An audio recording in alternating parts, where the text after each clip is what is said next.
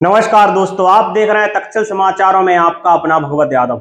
झांसी में बुआ का कारनामा आया सामने। नाबालिग से दुष्कर्म के मामले में आया यू टर्न।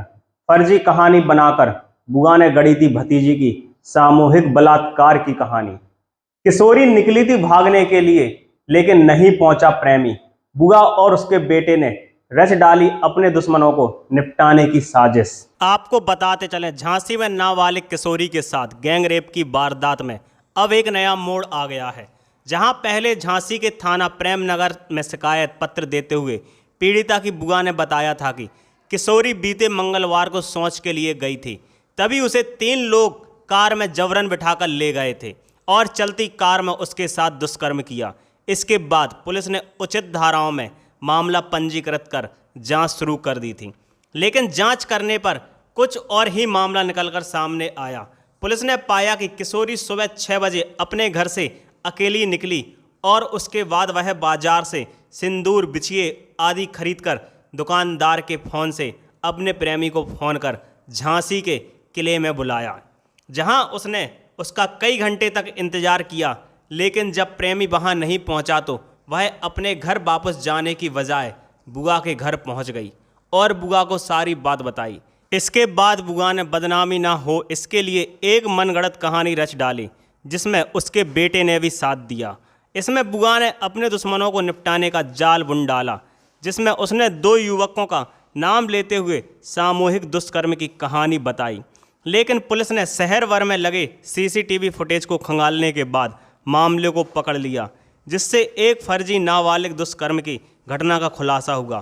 फिलहाल पुलिस ने बुआ और उसके बेटे को हिरासत में लेकर आगे की कार्रवाई की जा रही है। झांसी से अमित राजपूत की रिपोर्ट।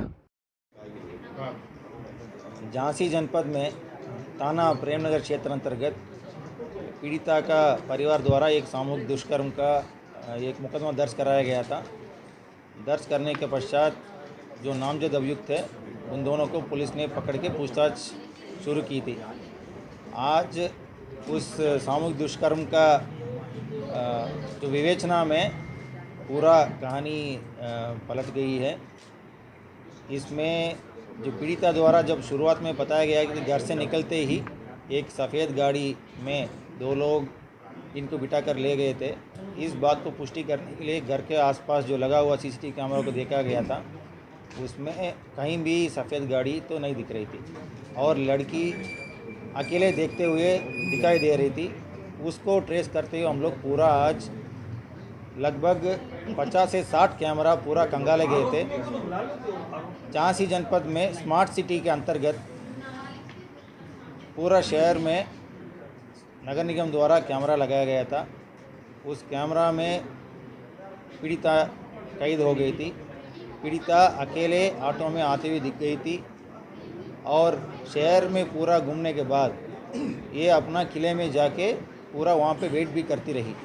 तो इस सीसीटीवी फुटेज को पीड़िता को दिखाने के बाद पीड़िता ने आज एक्सेप्ट कर लिया कि 2 लोगों को जानबूझकर फंसाने के लिए ये पूरा कहानी बनाई गई थी और ये कहानी बनाने में उनका बुआ और उनका बुआ का लड़का ये दोनों शामिल थे। कहानी ये है कि जब पीड़िता एक लड़का से बातचीत कर रही है, उस लड़के के साथ शादी करने के लिए कहीं जाना चाह रही थी। उसको लेके घर से निकली थी। घर से निकलते के पश्चात एक दुकान में जाके अपना पायल और एक बिछिया भी खरीदी थी।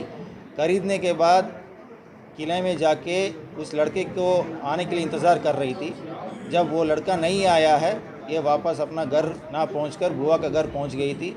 बुआ का घर सुबह 10:30 से 11 बजे के बीच में पहुंच गई। पहुंचने के बाद बुआ और उनका बेटा ने मिलकर पूरा इनको समझा बुझाकर 12 घंटे के पश्चात इस तरह का सामूहिक दुष्कर्म का आरोप लगाते हुए एक मुकदमा दर्ज कराया है, जिसमें 2 निर्दोष लोग अनावश्यक रूप में जेल जाने थे।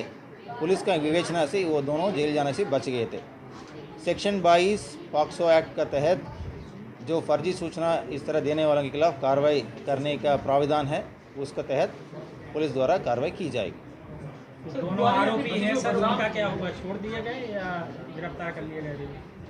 जैसे अभी मैंने बताया, विवेचना के दौरान ये स्पष्ट रूप से क्लियर हो गया कि वो दोनों अभियुक्त इस घटना में शामिल नहीं थे, वो दोनों निर्दोष हैं। सर बुआ पकड़ ली गई है। जो मैंने अभी पहले बताया था कि सेक्शन 22 पॉक्सो एक्ट के तहत जो इसमें फर्जी सूचना देकर किसी व्यक्ति को फंसाने की कोशिश की है, उन लोगों के खिलाफ